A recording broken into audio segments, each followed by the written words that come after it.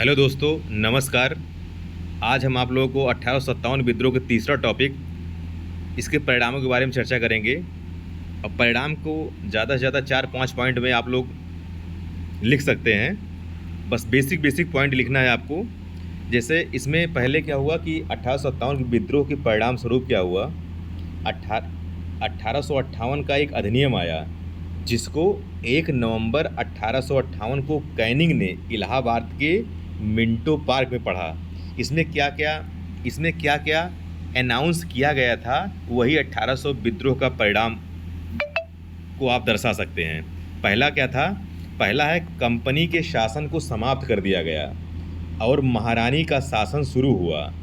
अब जो governor general को वायसराय कहा जाने लगा, ये अर्थात अब कैनिंग को गवर्नर जनरल की जगह वायसराय कहा जाने लगा।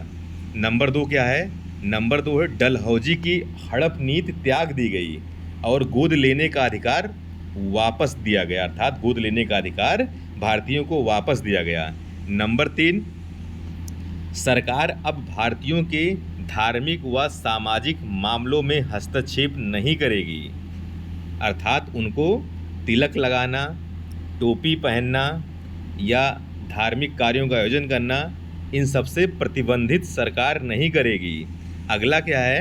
सैनिकों का अनुपात 5:1 से 2:1 कर दिया गया।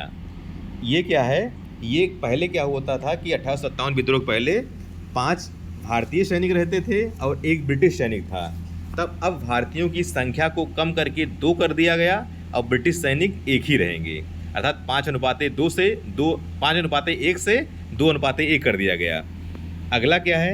भारत की देखभाल के लिए भारत राज्य सचिव अधिकारी की नियुक्ति की गई, जो कि 5 सदस्यीय मंत्रिपरिषद बनाए के अंतर्गत काम करेगा। इस प्रकार दोस्तों, ये 1857 का विद्रोह, जो कि काफ़ी इम्पॉर्टेंट है ELT मेंस के लिए और GIC और आगे भी एग्ज़ाम के लिए बहुत इम्पॉर्टेंट है। लेकिन ELT मेंस में 1857 विद्रोह से एक क्वेश्चन आना तय है। इसीलिए आप लोग जो है इसके जो है कारण और परिणाम और असफलता का कारण, ये आप लोग तैयार कर लीजिए। इसमें से आपको 200 शब्द में एक क्वेश्चन मिल जाएगा। धन्यवाद। ऐसे ही आगे भी प्रश्नों की इम्पॉर्टेंट सीरीज़ जो है आपसे परिचर्चा करते रहेंगे।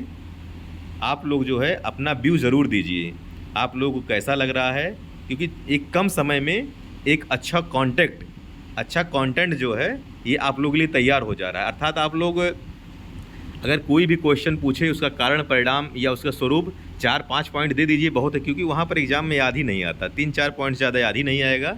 इसलिए पॉइंट वाइज लिख के आप लोग तैयार करिए, पूरा विस्तृत पढ़ने की कोशिश मत करिए।